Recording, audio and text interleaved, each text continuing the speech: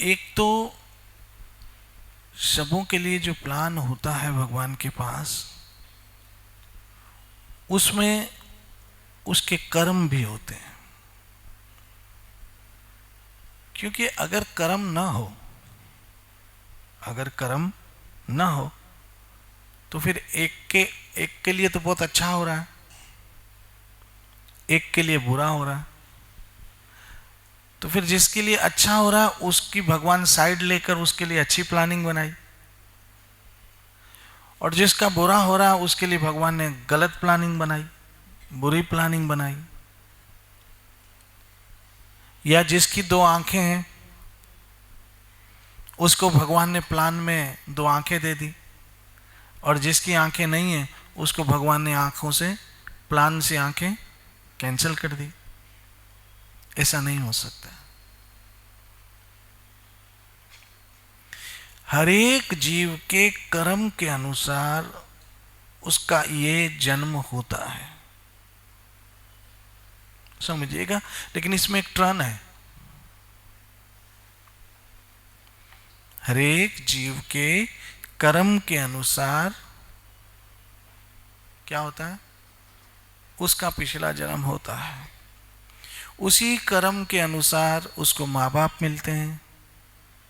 क्योंकि गीता में साफ लिखा है कि जो योगी होते हैं, जो बहुत साधक होते हैं, जिसने साधना की और कहीं उसकी साधना जी रह जाती है, तो फिर उसको दूसरे जन्म में ऐसे माँ बाप मिलते हैं जहाँ से वो भक्ति आगे बढ़ सकता है।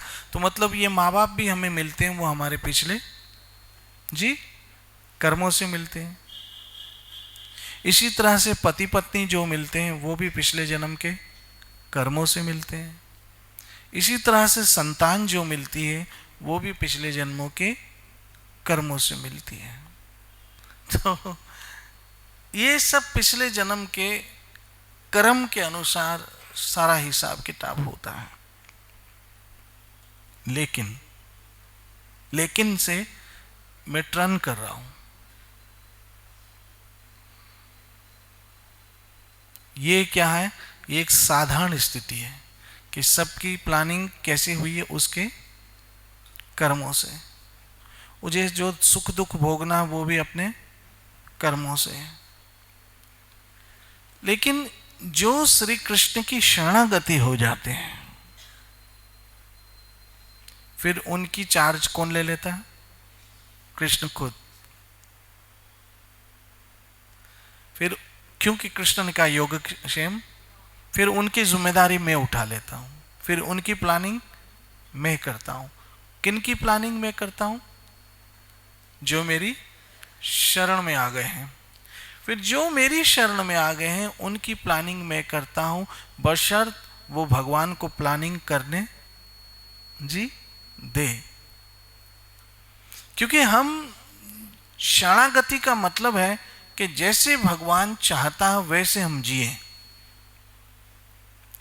मैंने श्रील भक्तिपाद जी महाराज के जीवन में देखा कि वो, मैं ये बात इसलिए नहीं कर रहा हूं कि वो मेरे गुरु महाराज हैं, क्योंकि हर शिष्य अपने गुरु की महिमा करता है। लेकिन अगर मैं निष्पक्ष होकर देखता हूं श्रील भक्तिपाद जी महाराज को, तो वो पूरी तरह से कृष्ण पे आधारित रहे। और कृष्ण पे आधारित रहने के कारण उन्होंने एक ही चीज सीखी, आप जिस हाल में रखेंगे उसका धन्यवाद है। धन्यवाद कृष्ण, ये पहला शब्द उन्होंने अपने जीवन का निचोड़ निकाला। धन्यवाद कृष्ण।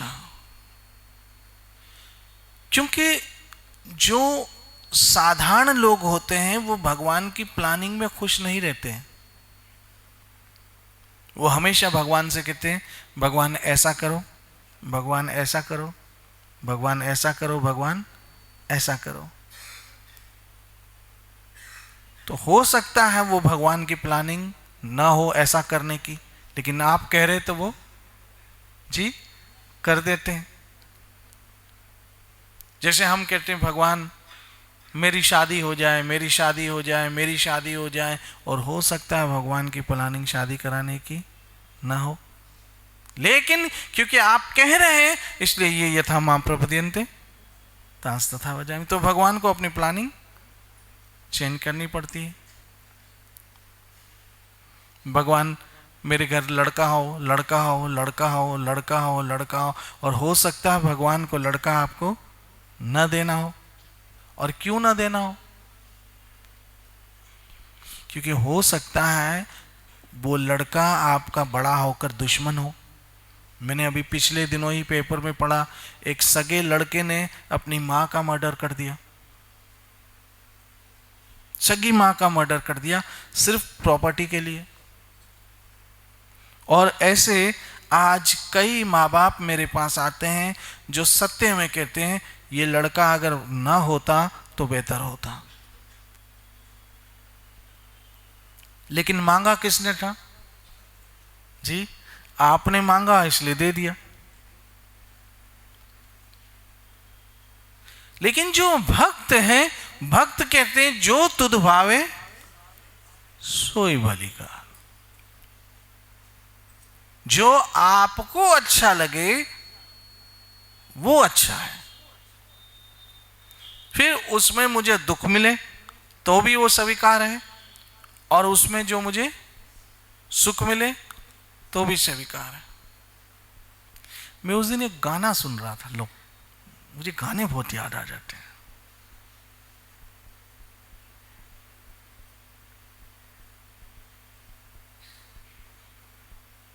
वो एक गाना आपने सुना होगा, कभी कसमें ना तोड़े उसे जीते जीना छोड़े, जो हो यार अपना उसे कभी नहीं छोड़ना चाहिए।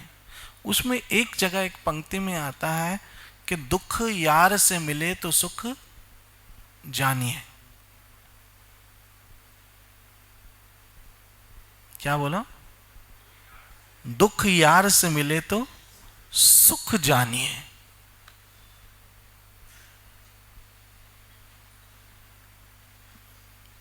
दुख यार से मिले तो सुख जानिए। जिससे आप प्यार करते हो अगर उससे दुख भी मिले तो उसमें सुख का अनुभव हो। और मैंने श्रील भक्तिपाद जी महाराज का ये जीवन में देखा। ये होती शरणागति। तेरे फूलों से भी प्यार है, तेरे कांटों से भी प्यार, फिर जो जो भी देना है दे दे सरकार या दुनिया के पालन हार। ये शरणागति है। और जो ऐसी शरणागति होती है भगवान उनकी सारी जिम्मेदारी खुद उठा लेते हैं कि अब इसकी प्लानिंग कौन करेगा? मैं करूंगा। क्योंकि वो प्लानिंग करने देते हैं कि कृष्ण जैसे आपकी प्लानिंग, अगर आप ऐसे चाहते हो ठीक है मैं ऐसा रहूंगा, आप ऐसे चाहते हो ठीक है मैं ऐसा रहूंगा, आप ऐसे चाहते हो ठीक है मैं ऐसा रहूंगा।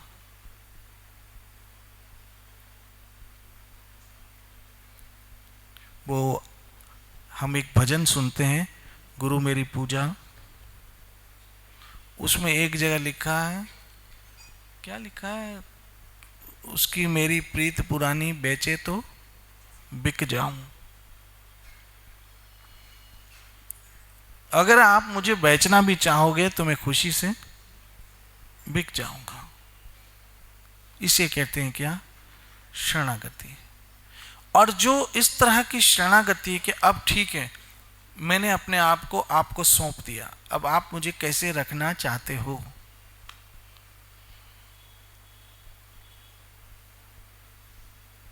तो कृष्ण कहते हैं योगक्षेम। ये मैं नहीं कह रहा हूं, भगवत गीता कह रही है, प्रमाण से कह रहा हूं। योगक्षेम उनकी सारी जिम्मेदारी मैं उठाता हूं। क्या? उनको जो जो चाहिए वो मैं देता हूं। क्यों? जो मांगे ठाकुर अपने से सोई सोई देवे। लेकिन शर्त है गुरबाणी में, यहां नानक दास, दास बोलेगा तो होगा, बॉस बोलेगा तो कुछ नहीं होगा। आपको दास बनना पड़ेगा। नानक दास मुक्ते जो निकले, यहां वहां सच हो, दास बनना पड़ेगा। दास मतलब जैसे मालिक चाहता है वैसे, जैसे मालिक चाहता है वैसे। तो जब हम शरणागति हो जाते तो शिला भक्तिपाद जी महाराज का जीवन एक चलता फिरता शास्त्र था। और उनके जीवन से मैंने देखा कि उन्होंने जैसे उनको कृष्ण ने रखा, वो उनकी व्यवहार से सिद्ध होता था। अगर ऐसे हम बन जाते हैं तो स्टार्टिंग में तो थोड़ा दुख लगेगा। क्यों लगेगा? वो एक्चुअल दुख होता नहीं है, लेकिन हमें लगता है। क्यों लगता है? एक उदाहरण दूं। ये जितनी भी माताएं हैं, जितनी बहनें हैं, और जिन जिन की शादियां हुई हैं, जब वो ससुराल गई तो हफ्ता 15-20 दिन 1-2 महीना उनको एडजस्ट होने में टाइम लगा, और फिर बाद में ऐसे एडजस्ट हुई कि मैके जाने का भी नाम भूल गई। ऐसे ही हमें भी भगवान की मर्जी में एडजस्ट होने में थोड़ा टाइम लगता है। तो वो टाइम हमें थोड़ा अटपटा लगता है कि ऐसा हुआ होता तो कितना मजा आता, लेकिन ऐसा हुआ, चलो ये भी कृष्ण की मर्जी होगी, ऐसा थोड़ा अपने आप को समझाना पड़ता है। हमने ऐसा सोचा था लेकिन ऐसा हुआ, चलो ये भी कृष्ण की मर्जी होगी, अपने आप को थोड़ा समझाना पड़ता है। लेकिन समझाते समझाते समझाते एक वक्त मन जी समझ जाता है, एडजस्टमेंट हो गई।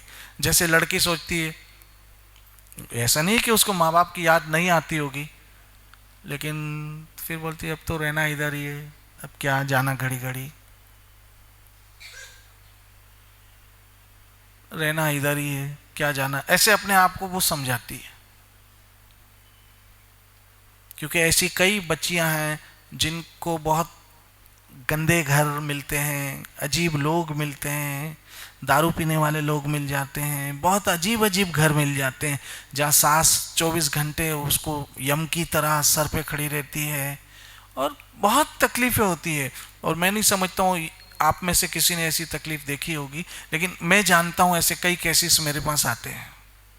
या फिर 10-10, 5-5 कमरों के घर में रहने वाली लड़की को एक रूम में रहना पड़ता है, एक बाथरूम में 10-10 लोग जाते हैं, तो वो अपने आप को समझाना पड़ता है,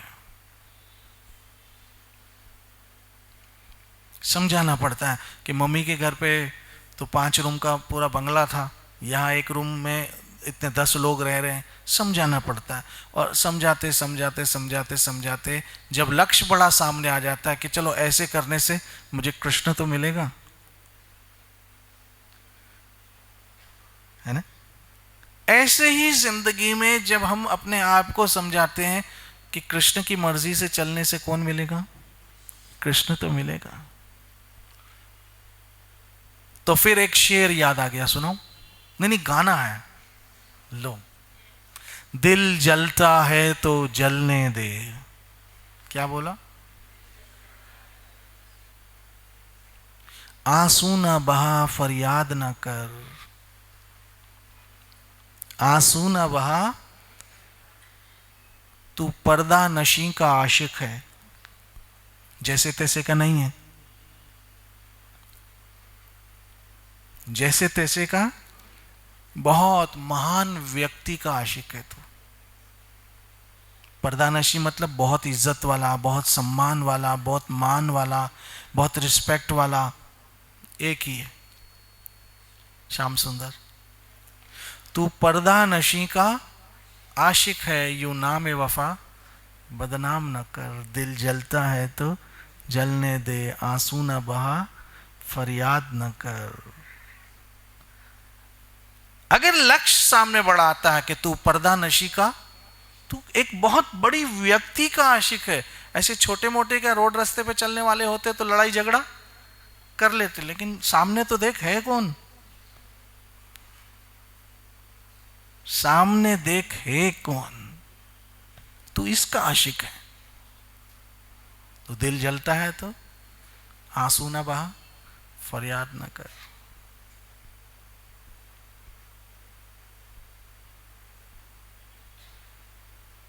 ये शरणागत हो गया।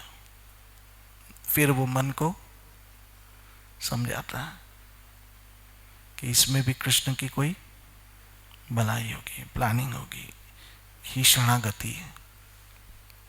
और जब हम शरणागति में आ जाते हैं तब हमारी सारी जिम्मेदारी कौन उठाता है? कृष्ण। योगक्षेम वहाम्य।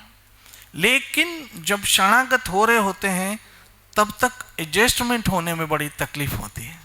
अब श्रील भक्तिपाद जी महाराज एक रात में एडजस्टमेंट नहीं हुई, अगर उनकी लाइफ सुनो तो कभी कितनी तकलीफें उठाई है, कितने कष्ट उठाए, कितनी मुसीबतें उठाई, कितने टॉर्चर्स हैं श्रील भक्तिपाद जी महाराज ने। उनकी पूरी लाइफ तो आप लोगों को पता है, क्या क्या खोया, कितना नुकसान हुआ, कितना अपमान हुआ, कितने लोगों ने उनको परेशान किया, शारीरिक रूप से, मानसिक। जब लक्ष्य बड़ा हो कि ऐसे करने से, चलो ये दुख सहन करने से हमें अंत में कृष्ण तो मिल जाएगा।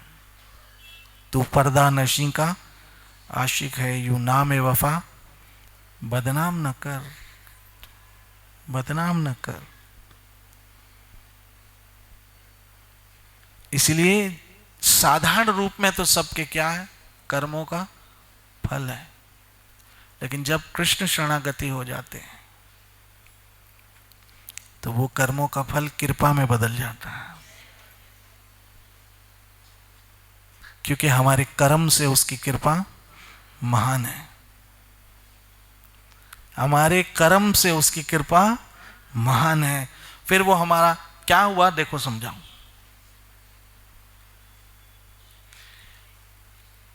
जैसे ही अर्जुन शरणागत हुआ,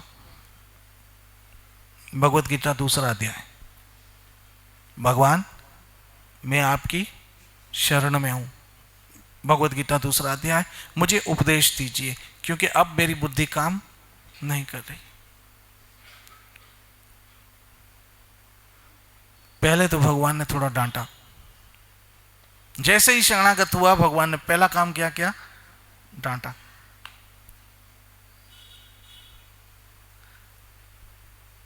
पंडितों जैसी बातें करता है, लेकिन पंडित ऐसी सोचते नहीं है। और जब अर्जुन शरणागति होगा तब अर्जुन की सारी लगाम कृष्ण ने अपने हाथ में ले ली। अब सौंप दिया ये जीवन भगवान तुम्हारे हाथों में, मेरी जीत तुम्हारे हाथों में, मेरी हार तुम्हारे हाथों में। मुझ में तुझ में ये फर्क है, मैं नर हूं तुम नारायण हो। मैं संसार के हाथों में और संसार तुम्हारे हाथों में। अब सौंप दिया है ये जीवन भगवान तुम्हारे हाथ। जब हम शरणागति हो जाते हैं तब स्टार्टिंग में एडजस्टमेंट होने में टाइम लगता है, तकलीफ होती है, मन मानता नहीं है, लेकिन उस समय मन को समझाना पड़ता है कि इसमें भी कहीं तो मेरा कोई भला होता, नहीं तो कृष्ण ऐसा नहीं करते। ये जो मन को समझाना है, और उस समय मन कैसा है? मन के लिए कृष्ण ने क्या कहा? मन जिद्दी है, मन तूफानी है। मन को समझाना ऐसे जैसे हवा को पकड़ना है। लेकिन भगवान ने क्या कहा? अभ्यास करते रहो, समझाते रहो, समझाते रहो, समझाते रहो, समझाते रहो। जैसे बच्चा, श्रील प्रभुपाद जी महाराज समझाते हैं कि ऐसा नहीं कि आप भक्ति में आते ही भक्त बन जाओगे। ऐसा नहीं है कि आप भक्ति में आते ही क्या बन गए? भक्त बन गए। लेकिन इसका यह भी मतलब नहीं है कि आप भक्ति करना छोड़ दो।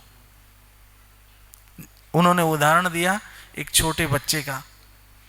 बच्चा कई बार चलने की कोशिश करता है और कई बार गिरता है, लेकिन वो एक कोशिश नहीं छोड़ता क्या चलने की। कई बार गिरता है, कई बार खड़ा होता है, कई बार गिरता है, कई बार, लेकिन वो चलने की कोशिश नहीं छोड़ता। तो एक वक्त आता है चलना तो छोड़ो वो दौड़ने लगता है। ऐसे आपको भी कोशिश नहीं छोड़नी है।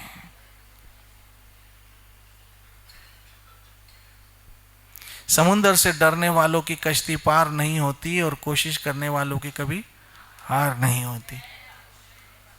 आपको अपनी ट्राई ट्राई ट्राई ट्राई करनी है। क्या ट्राई? कृष्ण की शरणागति होने की। और अगर ऐसा हो गया तो यही जन्म आपका आखिरी।